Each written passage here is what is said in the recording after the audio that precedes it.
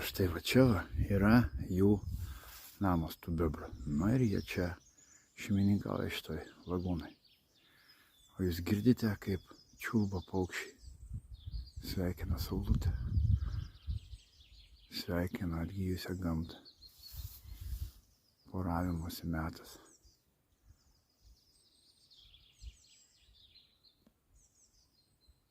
Dieve, kaip čia fantastiškai ramu. Tik tai paukščio čiulbėjimas. Ir tokia ramybė, ramybė.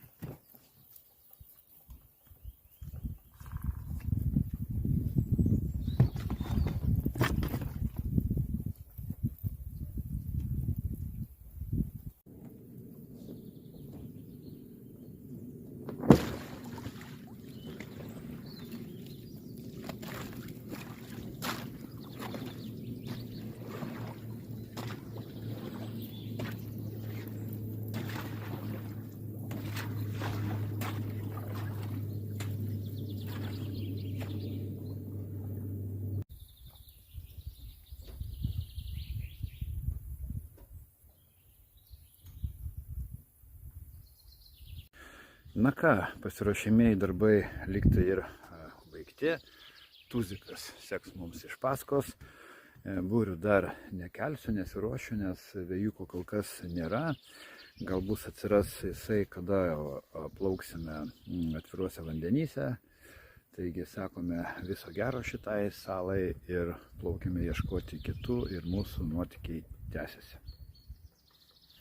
Iki.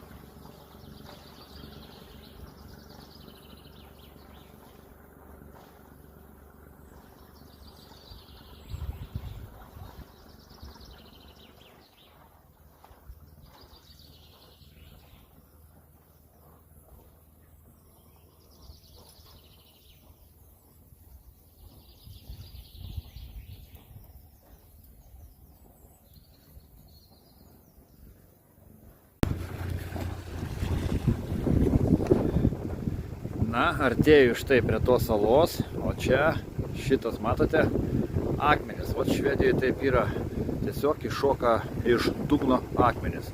Ir vat naktį tu ant jų gali užšokti. Ir jeigu jau užšoks ant jų, tai maža nepasirodys. Štai ant šito akmens tai yra žiburiukas, o ant ano nėra. Tai gerai, kad šitas akmuo, jisai yra matosi, o būna, pavyzdžiui, tokios uolos išlindę, kokia, tarkime, tik tai 30 cm po vandeniu ir tu jų iš vis nematai. Vat kaip, pavyzdžiui, ir va čia va, teliuškuojasi va čia va vanduo. Reiškia, tenais yra keli centimetrai tik tai gylio. Na ir va tai va laivai dūžta Švedijoje. Na, mano artėja, varysiu, va čia va matosi, va čia šitoje va vietoje, matosi yra lagūna prie šitos uolos, tai aš ją bandysiu ir taikyti. Na ir ką jūs galvojate, užlinko greičių dėžė, neįsimeta.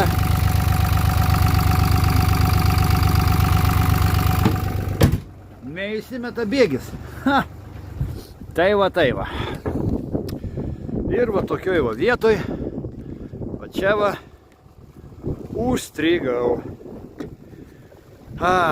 Ir svarbiausia, vėjas man dabar pučia į ten. Aš nedaplauksiu būrėmis iki ten.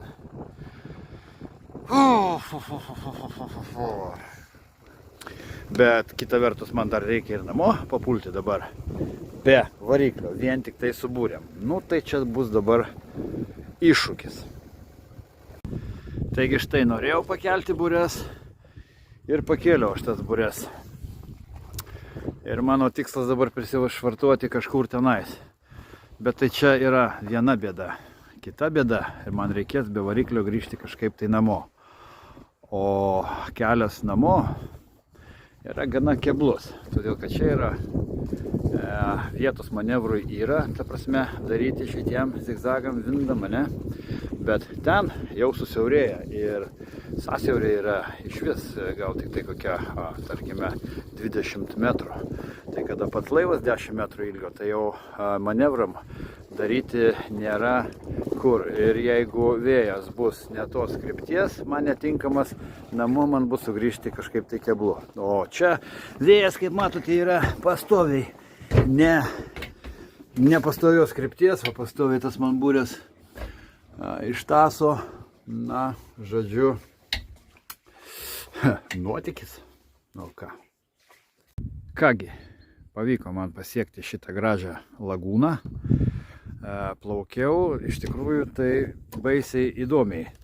Vėjas galiausiai pakeitė kryptį, kad aš būrėmis negalėjau plaukti, tai ačiū Dievui įsijungė galinis bėgis ir aš atbulinkė kaip vėžys iš ten kažkur tai ir atvariau. Nu tai ką dabar, eisiu į mišką, žiūrėsiu kokio čia velnio gero yra.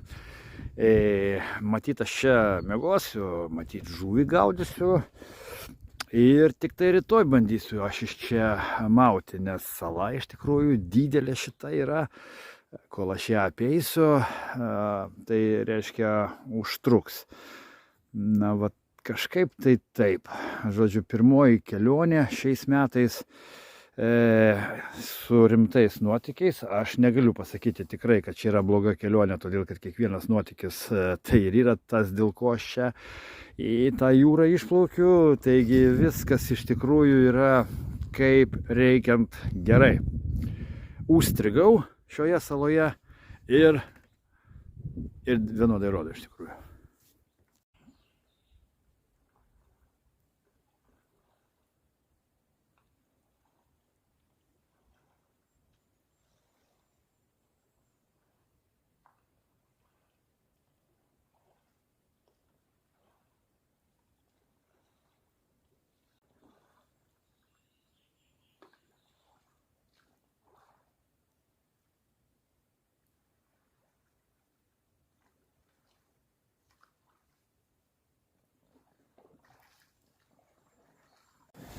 O pakrantės štai dar apledėjusios.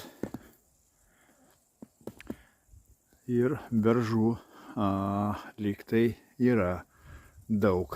Bet man vat ir nepatinka, kada tų beržų daug. Todėl, kad beržų pati gausa visiškai nesako apie tai, kad bus čiagos. Iš mano praktikos aš jau žinau, kad pavyzdžiui, jeigu tu rasi vien tokia geraitė beržų, kur, tarkime, kokie 3000 beržų vienoje vietoje auga, tai dažniausiai ten nebūna nei vienos čiagos. Tai kaip ir džiugu, kaip ir nelabai. Bet džiugu yra tai, kad beržai yra seni. Tai vat yra tikimybė, kad aš galbūt čiagos rasiu. Nes, kaip jau ir minėjau, laivas mano sugedo, iki savo salų aš daplaukti negaliu ir aplankysiu tik tai šitą salą, galbūt dar vieną čia, kuri šalia yra, ir viskas, ir turėsiu kažkaip tai brautis namo. Todėl, kad be variklio, na, keblu yra, keblu.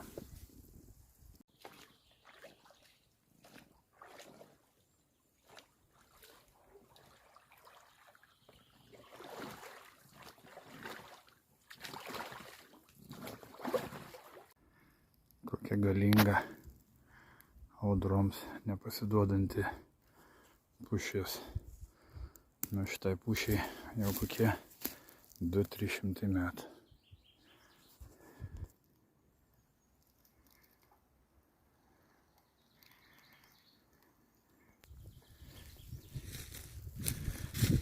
Natūralus menas. Beržas kaip išsilankstęs. Beržas apsikabino pušaitę. Meilė. O šitos pušės iš pavydo. Tai palinkusios rimoja. Ir žiūri, kas iš ten atplauks. Lynas iš ten atplaukė. Va, džiaukitės viskas, mes kartu. O, gyvybė kai verda. Skrusdėlynas. Būčiau žinojęs, būčiau nosinę pasiėmęs kokią tai. Padedi nosinę, palaikai kokią 10 minučių. Dezinfekuoja viską ir kvapas būna nuostabus.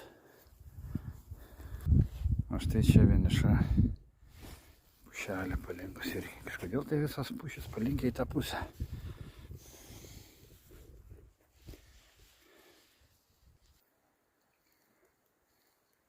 Kaip susisukusi. Kažkada, kai dariau pavėsinės, lietuviškas iš kreivuolio, tai būdavo, oi, atsiprašau, deficitas gauti Lietuvoje tokių kreivuolių, tai čia salose vien tik tai tokios pušys.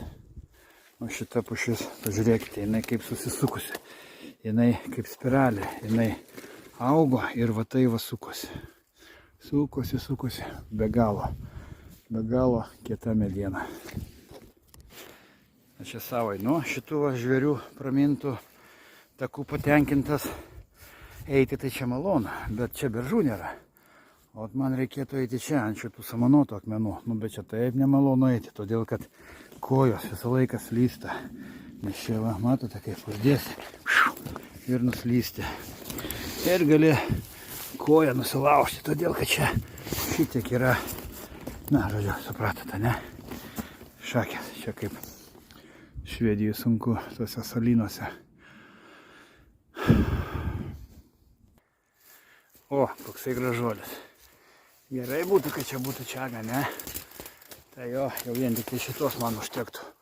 Pasimčiau aš ją ir namučių čiuošiu. Bet dėja, čia ne čiaga. Valinam toliau. Bet štai kaip saloj randi filtrą nuo kažkokio kamazo. Nu, kažkaip keistas atrodo. O tie vikingai kokie. Gal matote nors vieną beržą, išskyrus tą jaunuolyną. Aš tai nematau. Minų, čia valandas. Ir aš jums pasakysiu taip, tie 10 000 žingsnių, sako, kurios reikia numinti per dieną, tada tu jau labai sukudėsi, tai aš nesikeikdamas atkartosiu to prancūzų mokslininkų žodžius. Huinia čia viskas yra. Aš čia praeinu po 100 000 žingsnių šitose salose. A mano pilvelis kaip tupi, taip tupi. Jis matyt nežino, kad aš čia vaikštau. Kitam gyvenime, aš kai būsiu turtingas, nes kitam gyvenime žadu būti turtingas, tikrai nusipirksiu gerą kamerą. Todėl, kad čia, na, įspūdingi yra vaizdai. Dabar va, kopiu šitą kalną. Bet telefonas visiškai to vaizdo neperdeda. Nei 20% dalies to, ką mato akis. Telefonas neperduoda.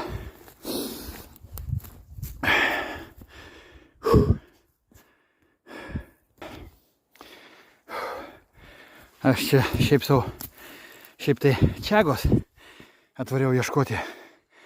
Į kokio velnio šitą kalną čia įsirapšiau. Jeigu čia nėra nei vieno beržo, tai jūs man priminkit kartais, pasakykit, tu senas kriošina, tu nepamiršk, ko čia atvarėjai.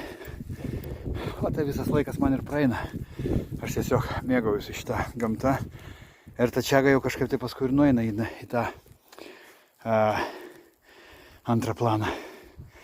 Nes gamta iš tikrųjų, žinokit, hebra, čia yra fantastiška. Žinokit, atvažiuokit pas mane į svečius. Aš jūs pasimsiu kartu čiagos ieškoti šitos salynus. Nu, žinokite, čia jokia Ispanija, Turkija ar Egiptas va šitam grožiui. O, nepriliks. Musėt, aš esu pačioje aukščiausioje šitos salos vietoje. Nu, gal dar ten panašus kalniukas bus. O va ten kažkur tai, jei neklystu, turėtų būti mano laivas. Aš kompasą pamiršau.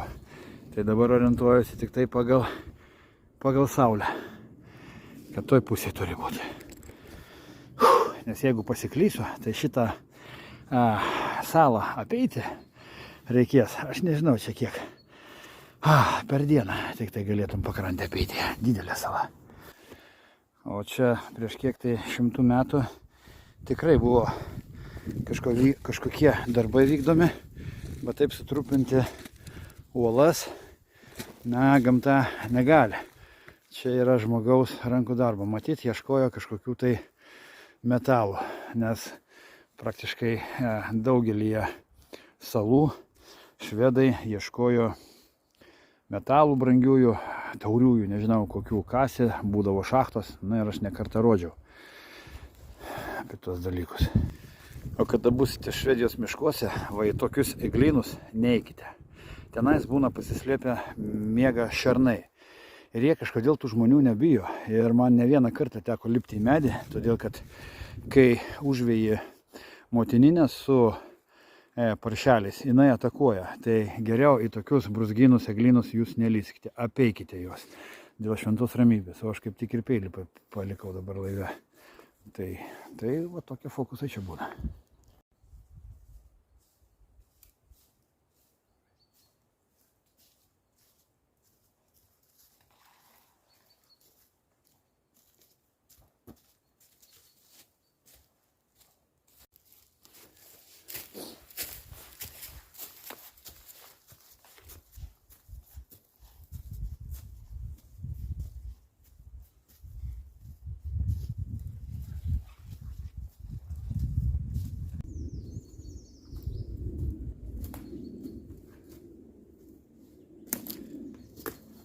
Nu tai va, būna vaikštai. Reikia apeiti tos beržus iš abiejų pusių. Todėl, kad tu matai tik tai vieną pusę. O iš kitos pusės būna pys ir pasislėpus čiaga. Būtent ta čiaga, dėl kurios čia atvažiavai. Ir jeigu neapeisi, nepamatysi. Bet kol kas aš šiandien dar nepamačiau nei vienos čiagos. Gal dar pamatysiu.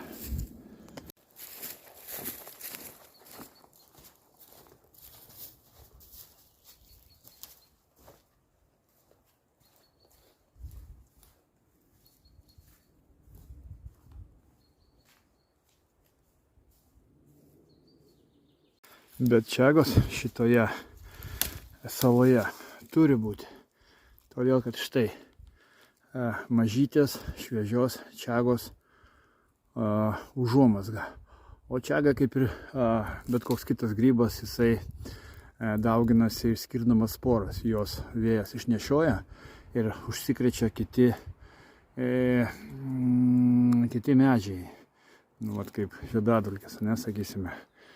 Tai bet kažkodėl tai nerandu, bet rasiu.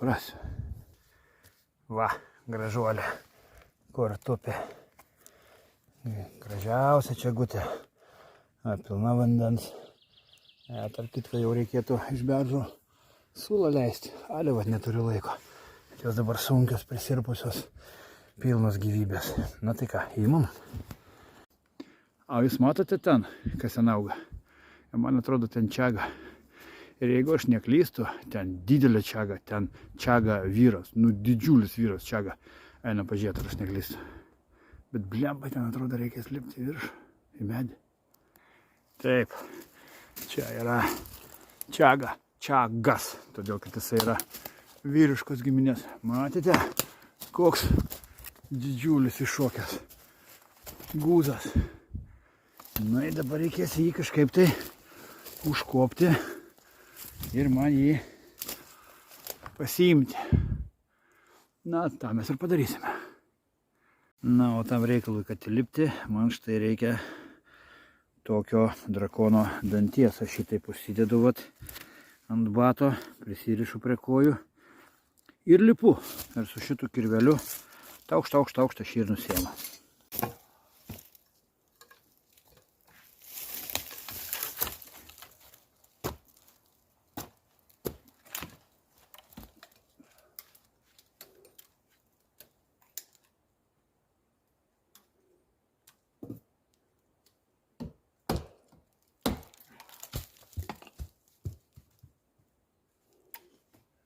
Bet jeigu yra patinas, kažkur tai turi būti ir patelė.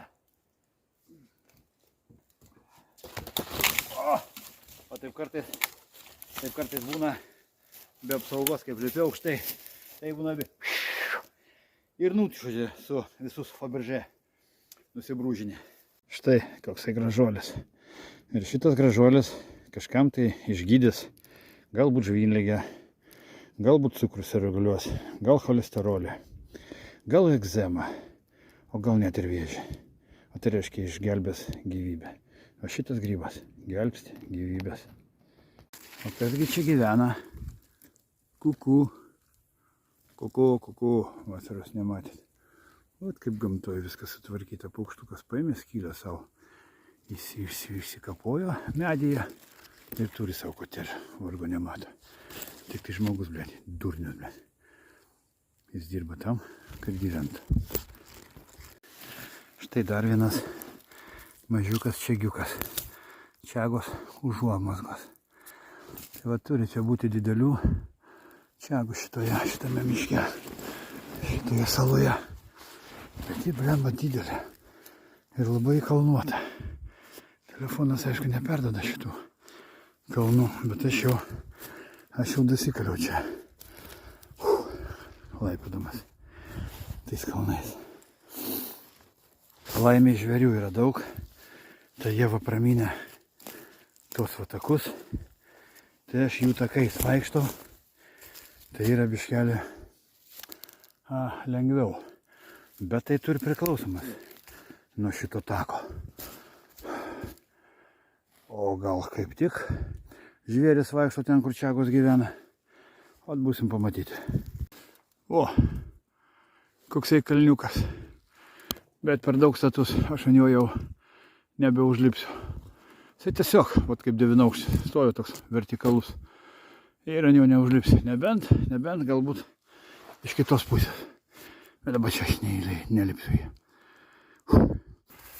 Tikiuosi, čia vienas koks akmenėlis neatsipalaiduos, ant manęs neatidundės. Įspūdingos uolos. Sakau, gaila, telefonas neperdada visą šitą. Nu ir ką, ponai prisiekusieji ir pulko damos priėjau liepto galą. Tenai daugiau negaliu. Viskas čia nepraeisiu, čia nebent tik tai kalnų ožys praeis. O aš tiesiog senas ožys. Blia, tai dabar reikės eiti aplinkui ir vis tik to bandyti lipti ant to kalno.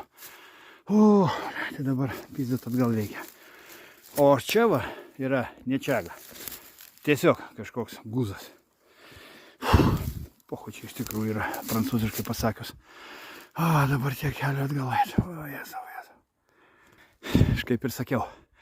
Niekada nesakyk niekada. Sakiau, kad aš nelipsiu į šitą kalną. Pasirodo, tenka lipti. Ir va čia lyg tai yra toksai tarpeklis. Galbūt per jį aš ir užsikeriobliusiu. Galbūt. Kad tik tai nenusikeriobličiau žemyn. Pizdėt.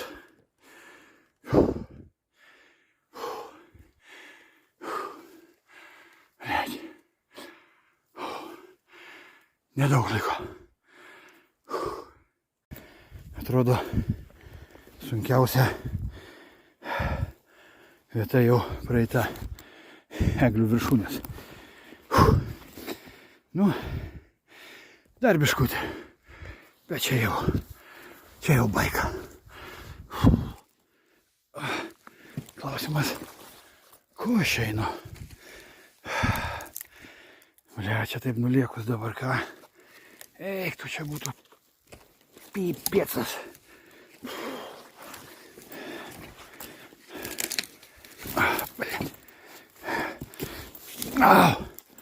Jau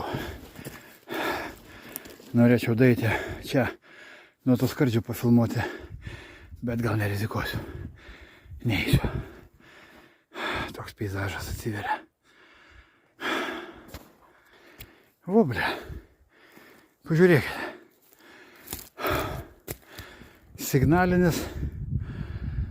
Signalinis aukuras. Taip perdodavo vikingai apie artėjančius laivus. Tai perdodavo signalus.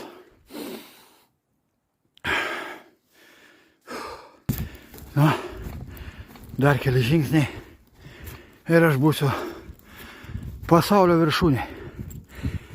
Viskas. Aš čia. Po mano kojomis visas pasaulis. Aš čegistas, alpinistas. Pasirodo. Arba ne.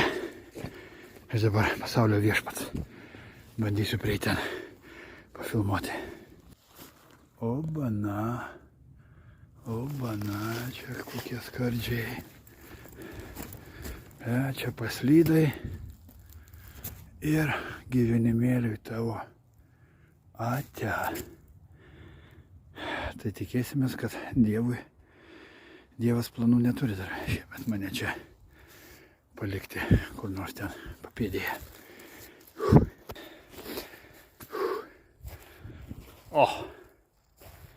O tai va. Pipėcas. Bet chibrytė mes juk susitarėm, kad jūs man priminsite, ko aš čia atėjau čiagos rinkti, o ne vaizdais grožėtis. Aš tai suprantu, senas krienas esu, bet jūs tai jauni, kodėl pamiršote man priminti. Все, reikia čiuožti nuo šito kalno, varyti mišką ir ieškoti čiagos. Ne, nu, bet tai kaip tu čia varysi, ką? Jo, majo, kokie blėt skardžiai. Ir kokie peizažai. Viešpatie. Kai eini per tos brūzgynus, reikia būtinai triukšmauti, rėkauti ir visaip kitaip triukšmauti tam, kad išbaidyti tuos žvėris, nes tose brūzgynuose jie slepia. O kaip ir sakiau, šernas tai yra baisus dalykas, šernė. Tai aš tai dainuoju. Ant kalno mūrai joja lietuviai, ant kalno mūrai joja lietuviai, joja lietuvaičiai, neša vainikaitį, vainiką rūtų. Štai ir prijojom Uošvės dvarelį, štai ir prijojom Uošvės dvarelį. Kelkis, Uošvienėlę, žadink dukružėlę. Žirgelių girdėt. Dar nesikelsiu, dar ne dienelė. Dar nesikelsiu, dar ne dienelė. Nu ir taip toliau. Aišku, įterpiau čia kai vieną kitą prancūzišką keiksmažodį. Bet jeigu kartais įsidūrė į akį, ar kur nors nukritai, susimušė pirštą, o tai va kaip aš, ir nemoki prancūziškai, tai tada nėra ir ką tau ir pasakyti. Tada tyliai dantis sukandęs, kaip durnelis. Kažkur į kažkokį jaunuolinę papuoliau, bet jau traukiu jau į laivą. Pavargau iš tikrųjų. Juk nuo pačio ryto čia tiek švintant atsikėliau ir pradėjau čia visą šitą epopėją šiandieną.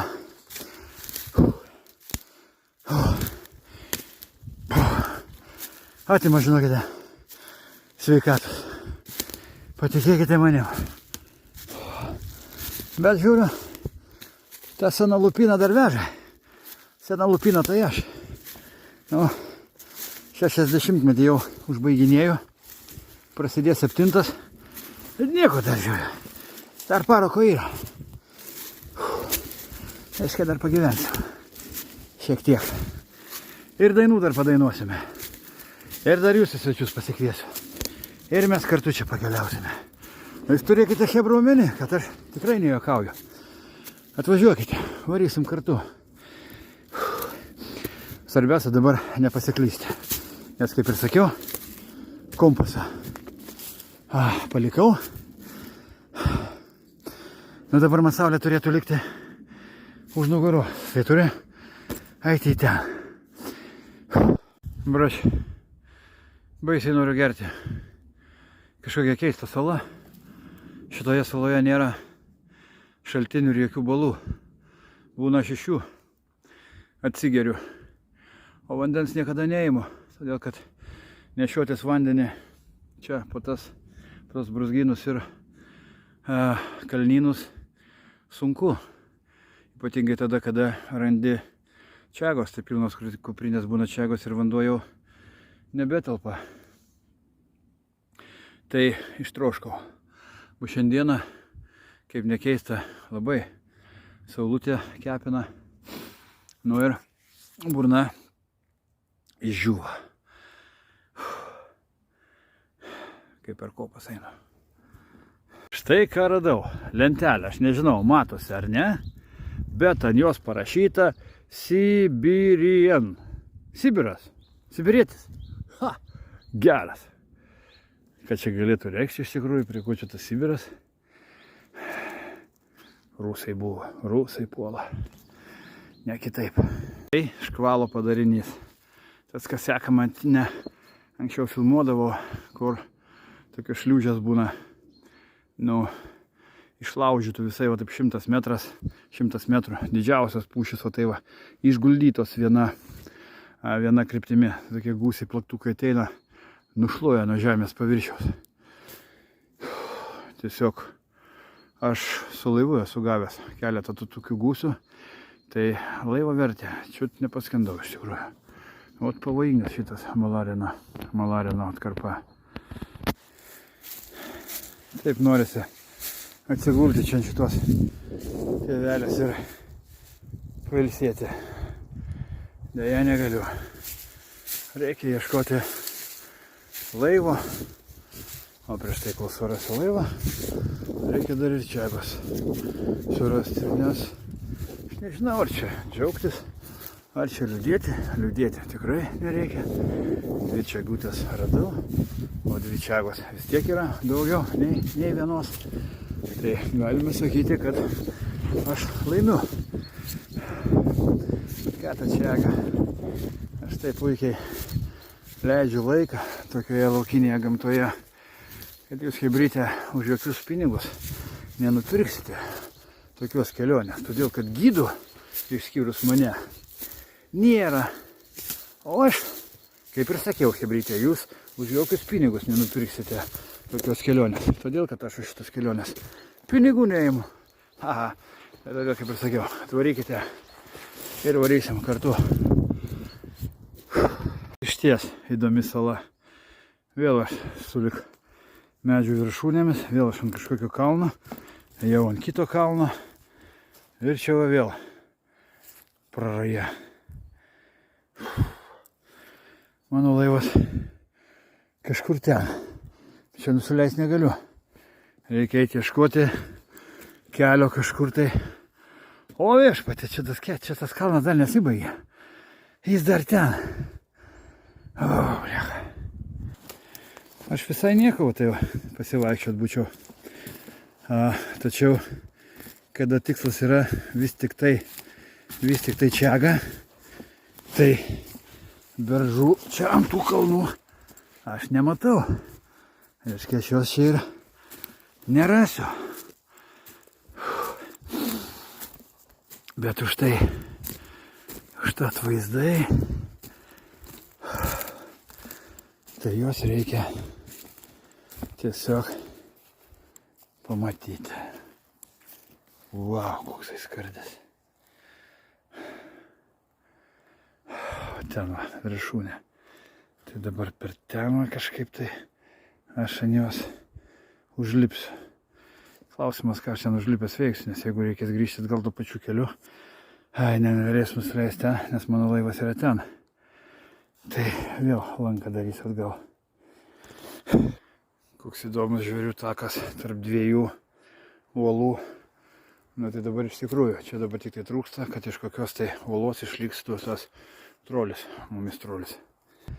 Taip, aš jau vėl dar vienoj, kaip man atrodo, aukščiausioj vietoj.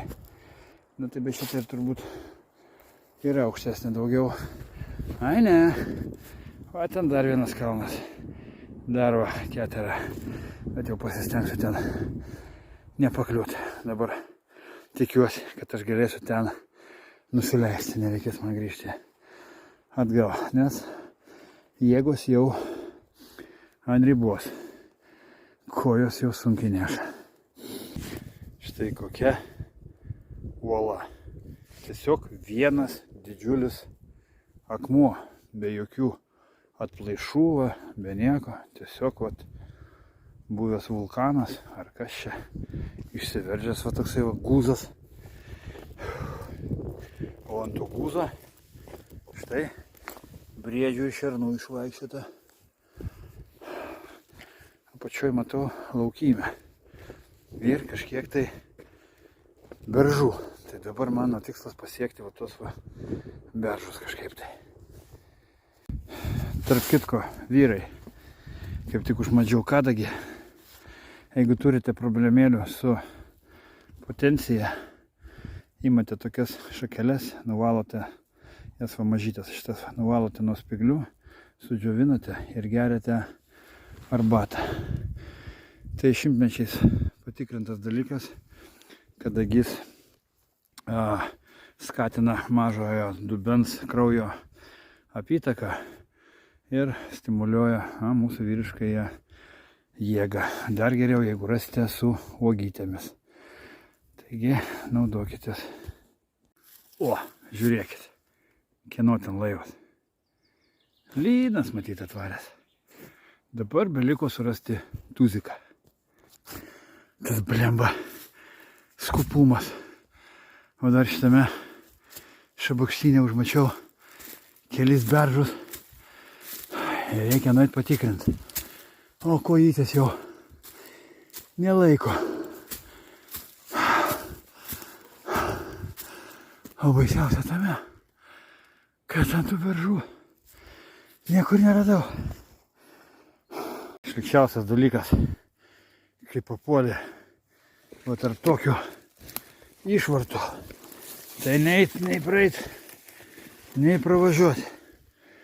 Neina.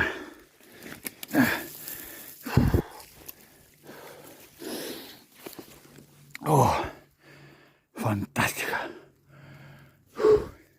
Nu ir žinote kodėl aš įlindau šitą brūzgyną. Todėl, kad iš toli atrodė čiaga. Priėjau artin, tiesiog 3 gumbai. Va, mano tuzikas.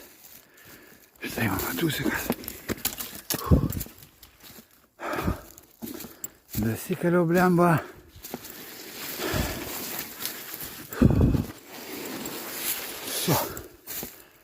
Radau ir tuziką, ir savo megztinį, ir savo laivę. Varau ilsėtis, valgyti ir ištiesti senus kaulus. O paskui žiūrėsim, ką darysim. Ar eisim žvejoti, ar su tuziku plauksiu į kitą vietą, nes šitą jau apieškojau. Ten baigėsi beržai, galima plaukti su tuziku, bandyti kitą salos galą, bet čia apspręsiu jau laivę.